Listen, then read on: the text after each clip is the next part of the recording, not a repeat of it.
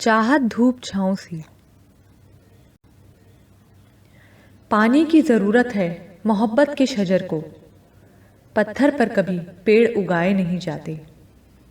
एहसास अगर हो तो वफा फूले फलेगी, दस्तूर मोहब्बत सिखाए नहीं जाते। अरे मामी, ये सोनू का कौन सा नया ड्रामा है? शाह मुराद का कहका बड़ा फितरी और ज़ोरदार था।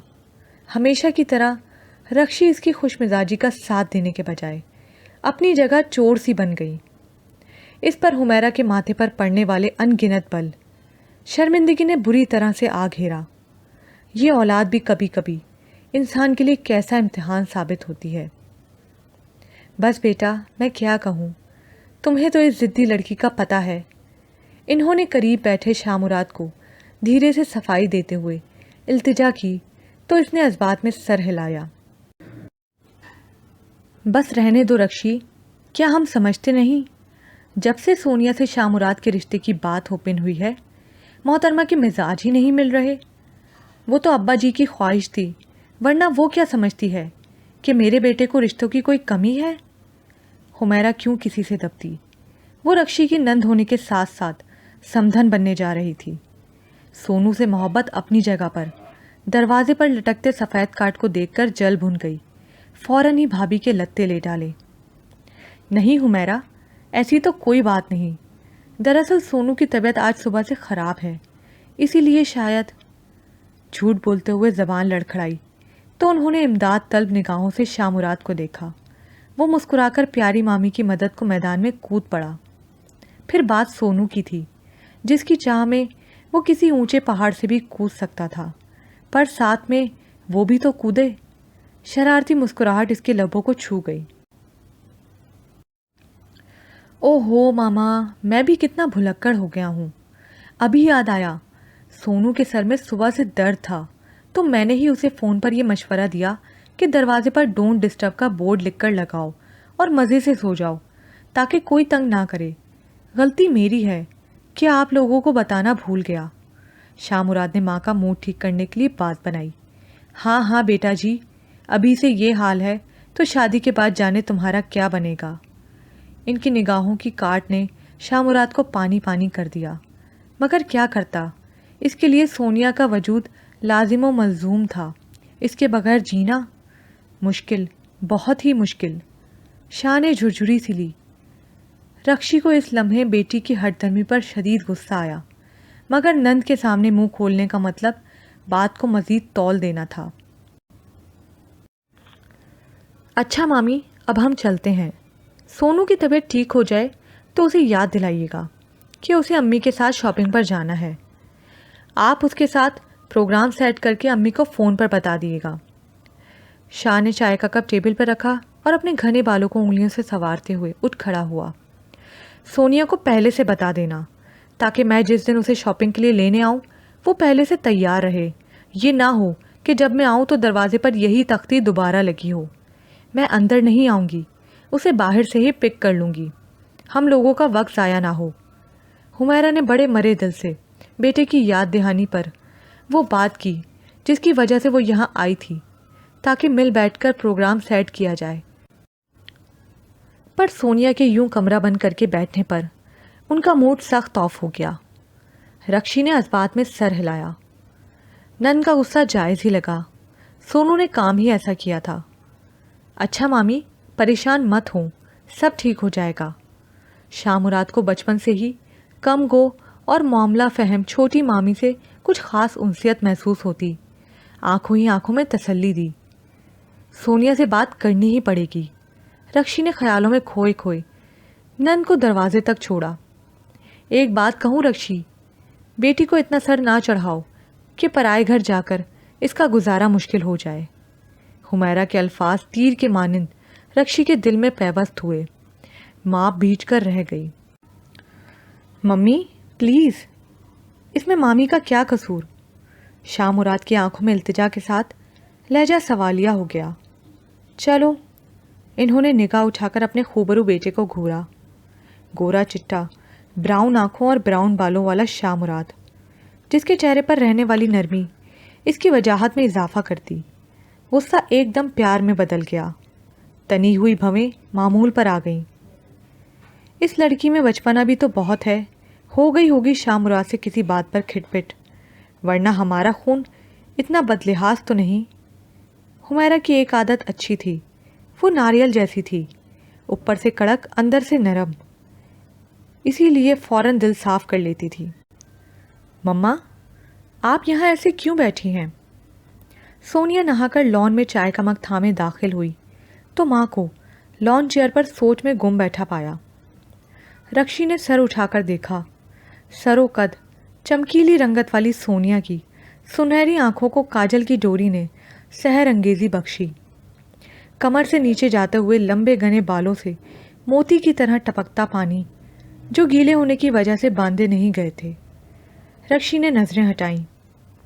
سونو، چلو دوپٹہ سر پر لو. انہوں نے چاروں کل پڑھ کر اس پر پھونکتے ہوئے نصیحت کی. مما، مجھے پتا ہے آپ مجھ سے زیادہ دیر ناراض رہ ہی نہیں سکتی. سونیا ماں کی محبت پر کھلی اٹھی. ماں کے گلے لگ کر مکھن کی پوری ٹکیا سرو کی. رکشی کی ناراضگی پھر اود آئی.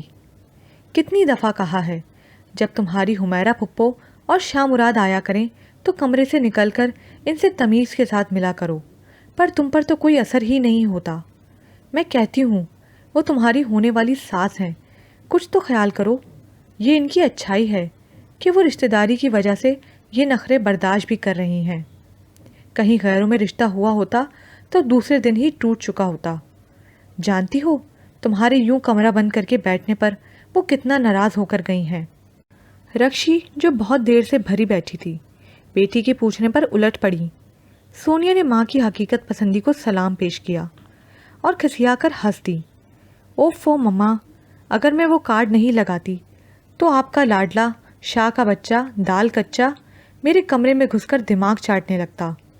پھپھو کی تو آپ رہنے ہی دیں، ان کی عادت ہے چھوٹی چھوٹی باتوں کو لے کر میرے پیچھے پڑ جاتی ہیں. سونیا نے بے پرواہی سے اپنے بالوں کو سمیٹا اور کیچڑ لگایا. ہوا سے لٹے منہ پر آ رہی تھی.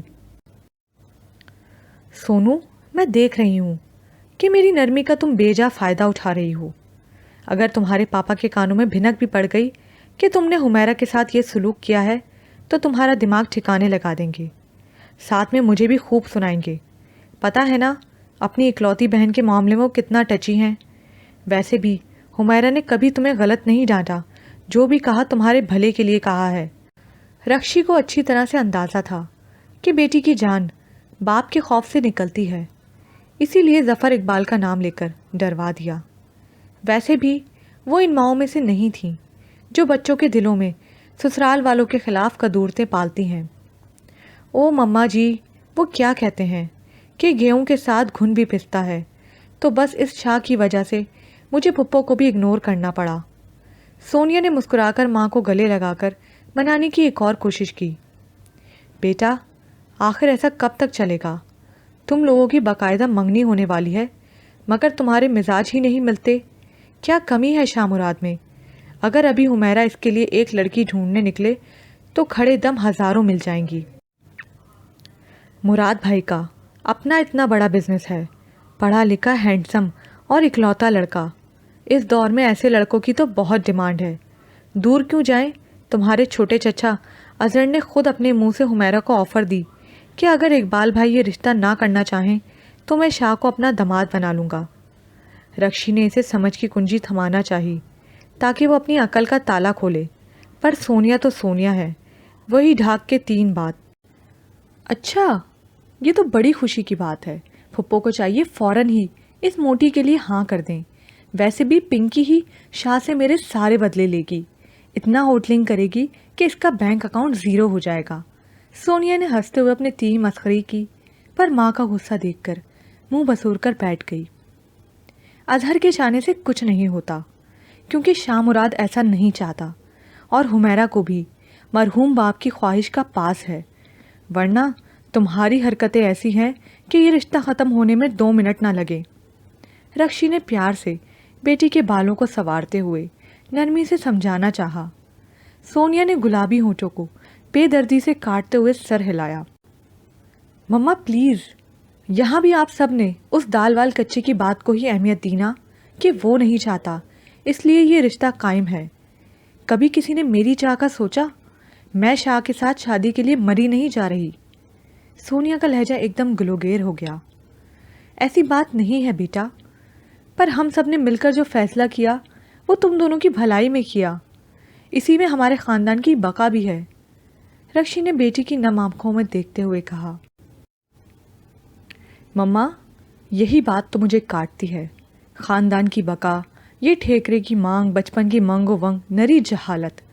اتنا ترقی یافتہ ہونے کے باوجود آپ لوگ ابھی تک ان فضول رسم و رواج کو لیے بیٹھے ہیں. میں کوئی بھیڑ بکری تھوڑی ہوں کہ آپ کے خاندان کو جوڑے رکھنے کے چکر میں بھیڑ چڑھا دی جاؤں. میں آج کی پڑھی لکھی باشعور لڑکی ہوں جس کی اپنی بھی کوئی پسند ناپسند ہے. وہ غصے میں کھڑی ہو گئی. کیا تم کسی کو پسند کرتی ہو؟ ایسا ہے بھی تو اس بات کو ہمیشہ کے لیے یہیں دفن کر دو، ورنہ بہت سے طوفان اس گھر کا راستہ دیکھ لیں گے. رکشی نے بے مروتی سے بیٹی کا ہاتھ چھٹک کر کہا. مما، ایک فضول سی بات کے لیے آپ کا اپنی بیٹی پر سے اعتبار اٹھ گیا. آپ کیا سمجھتی ہیں میں نے جو اس بات کے خلاف آواز اٹھائی ہے تو وہ کسی اور کی محبت میں؟ نہیں ماما، ایسا بالکل نہیں. بس میرا نقطہ نظر اتنا سا ہے کہ جب ہمارے مذہب نے بھی شادی کے لیے لڑکے اور لڑکی کو پسندیدگی کا حق دیا تو پھر آپ لوگ یہ رشتے پالنوں میں کیوں طے کر دیتے ہو؟ سونیا کی جذباتی تقریر نے رکشی پر کوئی اثر نہیں کیا. اسے سونو کی بھلائی مقصود تھی. سونیا کی اتنی عمر بھی نہ تھی جتنے وسیع تجربے سے وہ گزر چکی تھی. اس نے شاہ کی صاف شفاف آنکھوں میں سونیا کے لیے گہری، سچی، پانی جیسی ستھری محبت ہلکورے لیتی دیکھی تھی. پر سونو کا بس چلتا تو وہ شاہ کو کچا چبا جاتی، جس کی وجہ سے وہ اپنی ماں کی نگاہوں میں مشکوک ٹھہری. رکشی سر تھام کر بیٹھ گئی. بیٹی کی منہ زوری نے ان کی جان نکالنے میں کوئی کسر نہیں چھوڑی. وہ اسے کیسے سمجھاتی جو اپنی ذات میں گم سچائی کو جھٹلانے میں لگی تھی، یہ سمجھے بغیر کہ یہ میں ہی تو ہمیشہ سے محبت کی نفی ہے. رکشی ٹھنڈی سانس بھرتی اندر چلی گئی. سونیا چائے کا سپ لیتی ان لمحات میں کھو گئی جب شاہ مراد نے اتراتے ہوئے اسے یہ منحوس خبر سنائی، جس کے بعد سے ان ماں بیٹی میں ٹاکرا شروع ہو گیا. سونو، تمہیں پتہ ہے کہ اب تم ہمیشہ کے لیے میری بنا دی جاؤ گی. میرا بس چلے نا تو ساری دنیا کو اپنی اس خوشی میں شامل کر لوں. شاہ مراد کا چہرہ جوش و جذبات کی تصویر بنا ہوا تھا. سونیا نے حیران ہو کر اس کی بات سنی. یہ مسئلہ اس دن سے شروع ہوا جب شاہ مراد نے بڑے حق سے سونیا کو اس کے کالج سے پک کیا اور اس کے کانوں میں یہ پیار بھری سرگوشی کی. سونیا کی کچھ سمجھ میں نہیں آیا. وہ ایسے ہی بہت لیے دیے سے رہنے والی لڑکی تھی. اپنے کزن کا بدلہ رویہ اس سے زیادہ اس کی پیار بھری سرگوشی میں کہی گئی بات ٹھک سے دماغ میں جا لگی. شاہ جی، خیریت تو ہے؟ آج آپ کے دماغ کا کوئی پیچ ڈھیلا ہو گیا ہے کیا؟ سونیا نے عادت کے مطابق اپنی مخروطی انگلی گھمائی اور بغیر لحاظ کیے سے جھاڑا، اور ساتھ ہی گاڑی میں بجنے والے رومانٹک گانے کی جگہ کرکٹ کی کامنٹری ٹیون کر دی. شاہ کے پیارے موڈ کا ستیاناش ہو کر رہ گیا. لڑکی، ذرا سنبھل کر، تمیز سے.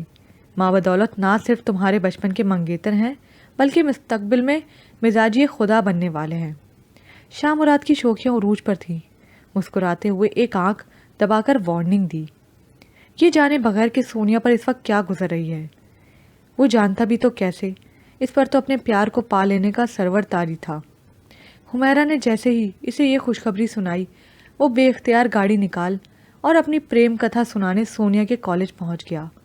لیکن اس سرپرائز سے سونیا کا تو دماغ پوری طرح سے خراب ہو گیا.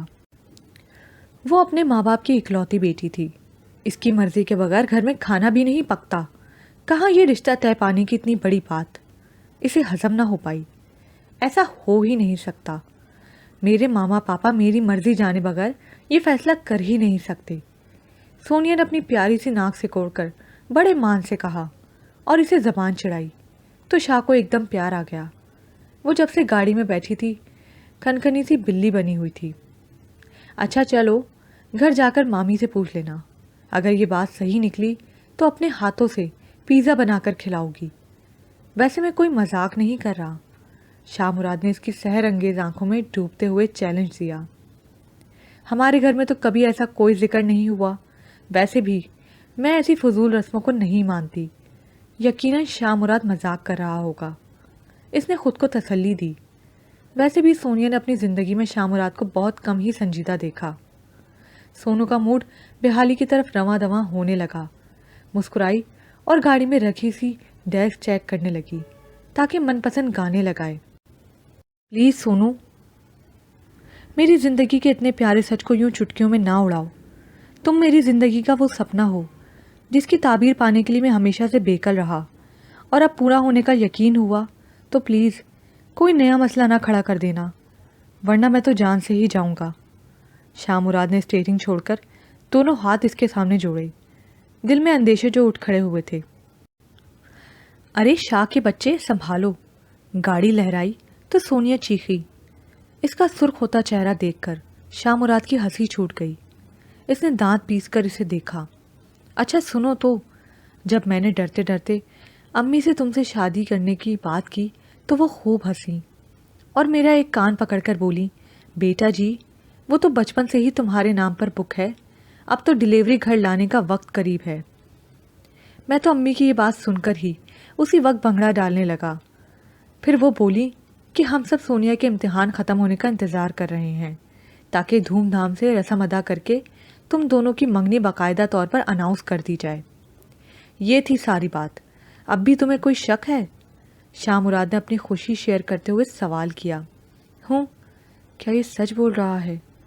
اتنی سنجیدگی سے ایسا مذاق کر ہی نہیں سکتا۔ سونیا اس کی بات سن کر سوچ میں پڑ گئی۔